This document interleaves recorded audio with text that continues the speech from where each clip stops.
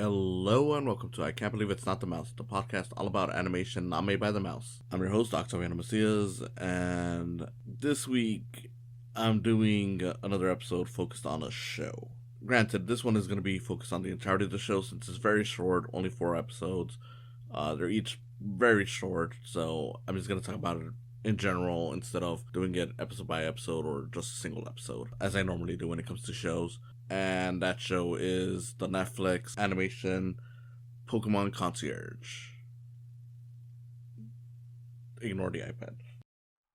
Hey, before we get this video started, I just want to say thank you for coming on, and if you enjoyed this video, like it, comment below for whatever reason you have, whether it's a question or you just want to give a shout out or just whatever. And if you've been watching a few of my videos, why haven't you subscribed yet? I mean, I'm sure some of you already have, but if you haven't, please consider subscribing. It won't hurt. It will get you more of my content. And if you really want to see some more stuff, ring that bell. Again, thank you for coming on, and I hope you enjoyed the video. Pokemon. Very popular show. We've talked about it on here before regarding the well, not the first movie, but the remake of the first movie where it was all CG. I don't believe I've done another episode focused on it, but this is, of course, one that, a lot of people have liked. Generally speaking, Pokemon is a well-beloved franchise by this point. Started around 96. US, we got it around 98. I personally, got into it right as it came out, and yeah, it's been pretty much my whole life with Pokemon. And one thing I've noticed over the years is that they've really stepped up their game when it comes to the adaptations, because for the longest time it was really just the anime with Ash. We would get some movies with him, and that was about it. So it kind of feels weird that within like the last, I don't know if I want to say the last decade, but it's been about that much that we've started seeing more material with Pokemon that is not Ash focused. We've seen, of course, the live action movie Pokemon Detective Pikachu, which is just crazy that they could have easily done a live action movie based on Ash, but instead they chose to go with a game. I don't know if the game was always intended to be a movie or it just kind of happened as they realized, like, hey, we can do a movie based on this. But we're not talking about that one today. YouTube has had various shorts focused on Pokemon where it's just, here's little stories. Like, there was one where it was like a Magikarp that gets lost from its owner. There's another short where it's like a little girl becomes a Gengar. Shorts based on the individual games where you see, like, okay, let's expand on individual characters. Like, I know they did it for, like, the Gen 8, where it's like, oh, look, here's like the day-to-day lives of some of the gym leaders or the champions or whoever. So they've been really expanding like what they do with Pokemon over the last few years. While the anime, of course, has its own charm with Ash and everything, you do kind of start realizing, like, we've been focused on this character for so long that I don't want to say there's no stories you can tell with that character anymore, but you've kind of gotten through a lot of what you could already do with him. So it was nice to expand. Like, look, this is a whole universe of, like, essentially super animals. It was always one of those things where once they finally got out of doing that, it was always going to feel kind of interesting to see what they were going to do. And yeah, we finally got away from Ash. The most recent generation didn't even have a show focused on Ash. They did have a new anime, but it's all new cast. I don't know how long that'll last. They'll probably go back to Ash for nostalgia purposes at some point. But for what it's worth, I think it's interesting just to explore, again, the whole universe. There's a whole lot of things you could do with this. Each of the Pokemon have their own, like, lore, and there's, like, nearly 1,000 of them, or already 1,000 of them. So it gets to a point where it's like, yeah, explore other things. It's just interesting to see this world, and this, of course, is another one of those. I know a lot of people were at first, I want to say, not so much hesitant. They just didn't really seem to care, because Pokemon Concierge was originally announced through one of the like the Pokemon Nintendo Directs. I believe maybe it might have been at the start of the year last year, pretty much when they do like the one for like the anniversary of the franchise, and yeah, like not that no one liked it, but no one really seemed to care. And as it got closer and we started seeing more stuff on it, people started getting interest. This was um, probably the first stop motion thing that they've done with the series. I'm trying to think. Like I know that they've done some ads, and even if you've played like the trading card game, there's been occasional stuff that they've done with like stop motion figurines and stuff like that, but nothing where it was like full animation. I don't think, unless I'm forgetting something, which someone will probably tell me if I'm forgetting something. But yeah, that was pretty much the whole thing with Pokemon Concierge. People were like, okay, so it's a resort with Pokemon. Um, what is this about? And as it got closer, there was more hype around it. And because it's on Netflix, once it came out, there was hype, and it quickly dissolved. And I don't think that's necessarily because it's not a good show. It's actually a really good show, but Netflix is a problem with a lot of streaming shows. Really, unfortunately, if you drop all your episodes all at once, people are gonna forget you within a week. Like unless your show is really outstanding, like, there's something that's really grabbing people. Unfortunately, it's not gonna last very long in terms of people in people's minds. And with this being a show that each episode's anywhere between 10 maybe 15 minutes at most, and there's only four of them, it was never bound to really stay in people's minds, which kind of sucks, but it is what it is. I enjoyed it. I didn't really know what to fully expect because people were like, "Oh, this is a really cute show. It's a really laid back show." So I was just like, "Okay, so that's kind of what it's gonna be," and that's pretty much what it is. But what I found surprising with Pokemon Concierge is that it's definitely a show you could show your kids, and realistically, this is something that I could see a bunch of preschoolers watching right before they head off to school. It's that simple, but it also reminds me of something like Shaun the Sheep, where yeah, little kids can watch it. There's no problem. But if you're the parent watching it with them, not only are you gonna enjoy it, you're probably gonna enjoy it a little bit more than they are. Um, and in the case for this one, it's because there's some topics in the four episodes where it kind of hits hard into the what seems to be like the general points of this whole thing, where the main character, her name is Haru, in the English language, which is what I saw it in. She's voiced by Karen Fukuhara. Most people know her as she's the girl of the team in The Boys.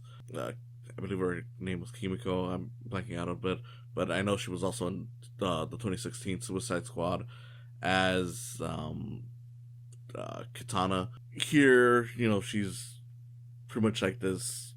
I want to say like a millennial. Essentially, they never really specify, but given her age range, um, she's pretty much like a millennial who's kind of like, my whole life is falling apart. Like, I've gone through a breakup. I lost my previous job. It's all these things that have kind of stressed her out, and that's a lot of the focus of the whole show. Like, not so much that we get to know like all the stuff about how her life went bad, but just her feelings over like this anxiety of being in this new place after all these bad stuff keeps on happening to her.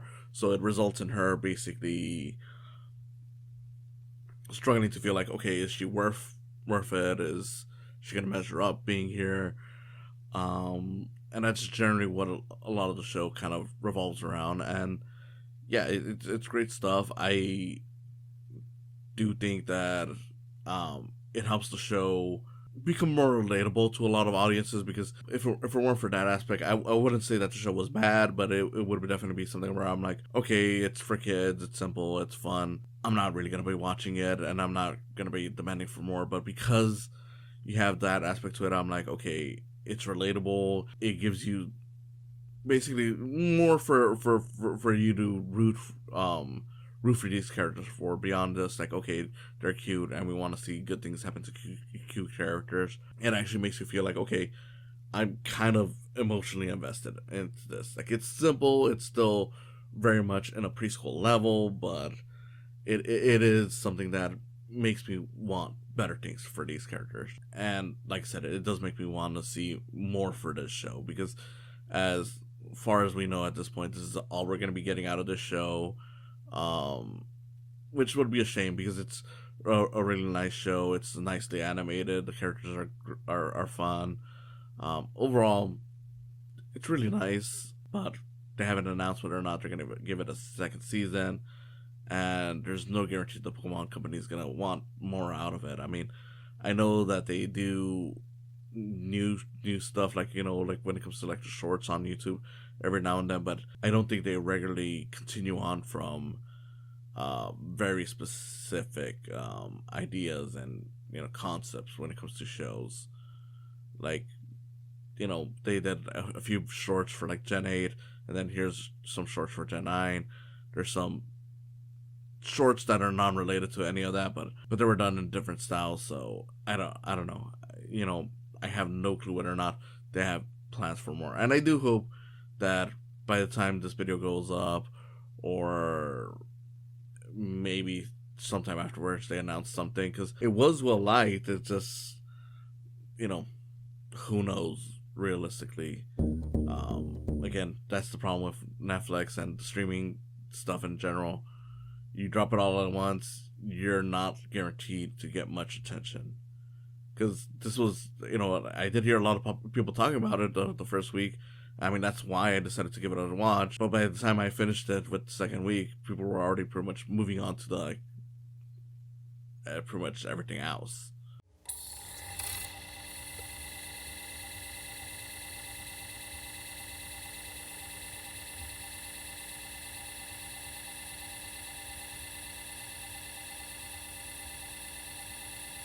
So, like I said, with Pokemon Concierge, you have the whole show broken up essentially into 4 episodes.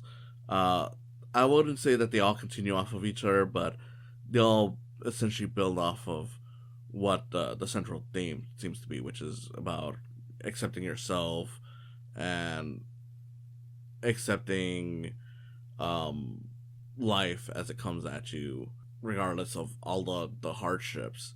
Because you got the first episode where it's like the main character Haru arrives into the island, and the head of the island is pretty much like, okay, look, your whole thing today is just gonna be to be a guest here.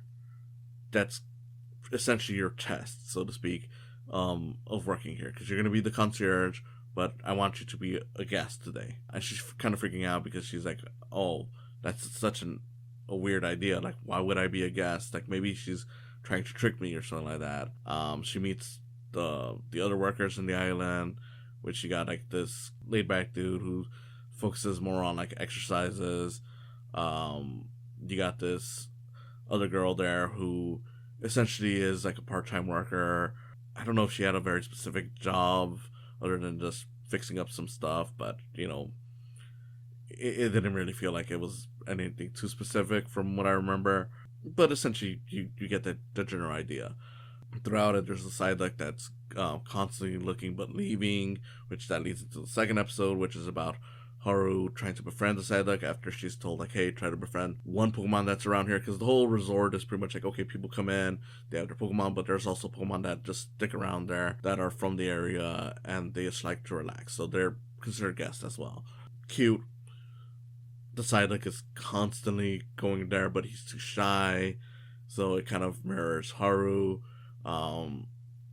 who at first, you're thinking like, okay, she wants like a Pikachu based on how she talks, and of course Pikachu being the mascot of the franchise, you'd assume that that's where it goes. Surprise, surprise, she befriends the Psyduck, they become close, and the Psyduck becomes her partner for the rest of the show. You then get an episode where they're trying to help out this Magikarp, which is, for those of you who are not familiar with Pokemon, it's one of the most pathetic Pokemon around, but that's kind of the joke, because it evolves into this bigger, stronger Pokemon called Gyarados. but this is a Magikarp that's really pathetic because it struggles to swim. Like it always needs like a little floaty, even though it's a fish. And they're trying to basically help this thing, grow in its confidence, so to speak. Shenanigans happen, and then the final episode, you bring in the Pikachu's. There's one specifically that's very shy. The owner wants to know why he's shy and hopes to get the Pikachu out of its shell, essentially. So you got all that, and it all just builds on that central theme of like accepting, your own limitations, accepting life as it comes to you, all of that stuff. Not the most complex, and to be fair, the biggest downside to this is that since it is a very simple show, I could easily imagine some older viewers, maybe turning away from it, if they don't find any real connection to the whole anxiety and like the characters' issues. But it never does anything too wrong for that to matter. Like I said, it's only 4 episodes, so even if you're not too into it, I would say watch it in an afternoon. I mean, like I said, most of these are like 10, 15 minutes max. They're not very long episodes, so you can knock it out real quickly within an hour. If you're into Pokemon, you'll definitely love it. If you're not, you might still enjoy it. It really just comes down to whether or not you can enjoy the stuff that's in there. I don't really have a problem with it. I mean, going into it, I did kind of worry, like especially with the first episode, like okay, this is gonna be something that I'm bored by the end of it, just because it's very simple. It's not, there's not. I don't want to say there's no conflict, but there's not really anything that gets too intense, which is not bad for something that's laid back, but it's not like it has anything that's too laugh out loud funny or too amazing beyond just seeing the animation on it, which is really well done. There's definitely some behind the scenes stuff that really shows you how hard they work on it, and it's still all pretty impressive. The characters themselves look great. I like that the Pokemon, still translate well from their original designs. A lot of them, have a felt look to it. The few that don't, are usually because they're like, okay, this Pokemon definitely cannot have it, like whether it's because it's like a steel Pokemon or just something about it. But, for the most part, they're mostly just like felt, which is in contrast to like when they did it in live action, where they tried giving it a more realistic look, where Pokemon that had feathers would have feathers, Pokemon that would have hair, and it confused some people just because some of those Pokemon never really look all that furry in the drawings. Here they're more closer to it, I would say. But like I said, a lot of them have felt looks to them. The human characters, I think, are nicely designed. They're very different from the typical anime look. They look like, I don't want to say that they look like generic stop motion characters, but they look a lot closer to something like, I want to say like the kind of stuff that you would expect like out of like the humans in like Nightmare Before Christmas or Corpse Bride. I guess that would be like with the Leica stuff, but I don't know. Like I wouldn't go full on in on saying that they look like Leica characters. They're much more simple in design, and they look more friendly. Because I would say like the Leica humans, at times look a bit more. I don't want to say ugly, but they look more like they look like people that are mean and nasty, and that kind of fits with their world. Since this one is supposed to be more laid back and chill world, they look more simple and more friendly. But yeah, it's a very simple show. It's fun. It's nice. It's not really anything that is gonna offend anyone. Like I said, it's definitely the kind of thing that I would imagine people watching, specifically kids, before they head off into their little preschool classes, and their parents would be watching it with them, and they would probably be enjoying it in the same way that, they'd probably enjoy stuff like Shaun the Sheep. I mean, I know, for me specifically, sometimes when I'd wake up early, especially when my younger sister was still in school, I would sometimes watch, like the little Shaun the Sheep shorts and those were always adorable, including, I know they also did like the Timmy Time. Think of it in that range. It's not gonna be like your Dora the Explorers or something like that, where they're like constantly stopping to explain stuff, which is fine for a little kid. But for an older viewer, that stuff gets grating, and thankfully this is not those. Like I said before, if you're a big fan of Pokemon, you'll love this. If you're not a big fan, you'll probably still enjoy it just because of how charming it is.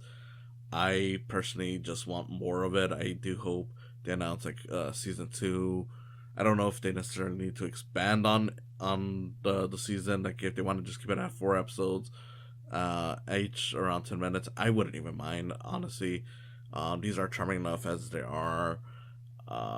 Personally, I just want more stuff within this world. Like, okay, now that Haru is essentially accepting of her place here, what else can we do? Maybe we can explore different Pokemon and their different anxieties, different people and their issues, just stuff where we can really see what the potential for this world is. But if they don't, it ends off in a way where it's perfectly just in its own little box. You don't have anything where it's like, oh, this feels like a cliffhanger or anything like that, which has become way too common with a lot of stuff, especially in animation, where it just feels like if a show is not given enough seasons or anything like that, you're gonna get like, one or two or even more strings of plot lines where it just feels like, okay, but what happened there? And the answer is, well, they canceled it before they could acknowledge all of that. Everything's all resolved, so you don't have to worry about not having certain things. Just really good stuff. I don't know. That's really all I got for this one. I just really wanted to get this out because I feel like, again, a lot of people have kind of moved on from this show, and I get why, but I think it'd be nice if more people got a chance to watch it. I don't know. Maybe it convinces the Pokemon Company to do more, or by the time this comes out, they probably have already announced that they're doing more. Who knows? And in any case, thank you for watching. This has been I Can't Believe It's Not the Mouse. Huh? What's going on? Huh? Paranormal activity? Thank you for coming on today. If you enjoyed this, please consider subscribing to my YouTube channel where you'll see video versions of these podcasts. And if you just want to listen to them, there's always the option of just following the podcast on their various sites, whether it's Spotify, Podbean, or Apple Podcasts. Whatever you choose, I hope you continue enjoying these. And if you want to support me even further than that, there's always the option of Patreon. And in any case, again, thank you for listening, and I hope you have a wonderful day.